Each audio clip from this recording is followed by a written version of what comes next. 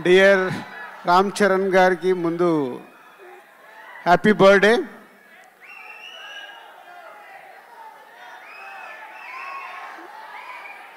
ఏది release date కావాలా?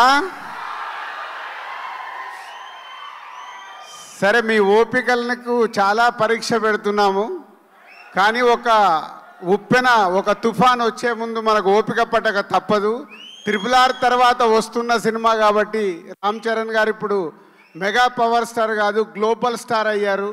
ఆ రేంజ్కి సినిమా రీచ్ అవ్వాలంటే శంకర్ గారు ఒక్కొక్క పాటని ఒక్కొక్క సీన్ని తీర్చిదిద్దుతున్నారు. ఇంకొక 4 నెలలు ఓపిక పడితే మీ ముందుకి గేమ్ చేంజర్ 4 to 5 monthsలో రిలీజ్కి వచ్చేసింది. ఇంకో 2 monthsలో షూటింగ్ కంప్లీట్ అవుతుంది. అండ్ ఈరోజే జరగండి జరగండి అనే సాంగ్ రిలీజ్ అయింది. ఈరోజు మీరు సాంగ్లో చూసింది జస్ట్ 2%. 98% దాచిపెట్టుకున్నారు శంకర్ గారు. అది రేపు రిలీజ్ రోజు థియేటర్లో చూసినప్పుడు ఆ సాంగ్ వర్త్ ఏంటనేది మీకు అర్థమవుద్ది.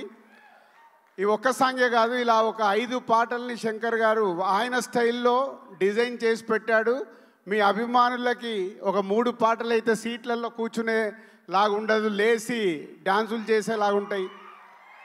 సో ఇంకొక 5 months నన్ను తిట్టుకోకుండా ఓపిక పట్టండి.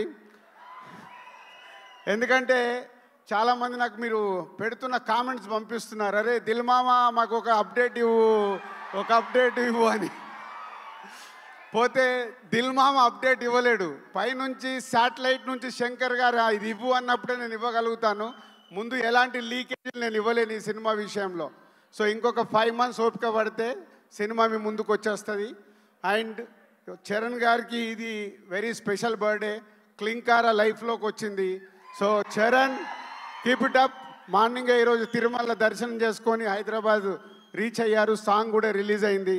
సాంగ్ మాసులో ఎంత వెళ్ళాలో వెళ్ళింది. మీరు ఇంకొక 3 రోజుల తర్వాత ఈ సాంగ్ గురించి ప్రతి అభిమాని మాట్లాడుకుంటాడు. ఎందుకంటే ఆల్రెడీ లీకేజ్ అయిన సాంగ్ కాబట్టి మీకు ఈరోజు కొంచెం ఎనర్జీ లెవెల్స్ తక్కువ ఉన్నాయి. 3 days తర్వాత ఒరిజినల్ ఒక రామ్ చరణ్ గారికి శంకర్ గారి సాంగ్ అంటే విజువల్ ట్రీట్ ఉంటుంది. లిరికల్ వీడియోలో మిమ్మల్ని 100% సాటిస్ఫై చేయలేరు. పోతే సినిమా చూసిన రోజు మీకు ఈ సాంగ్ పడితే ఏంటో అర్థమవుద్ది. 100% ఈ సాంగ్కి మీరు సీట్లలో కూర్చోరు, అది నా గ్యారంటీ. Thank you.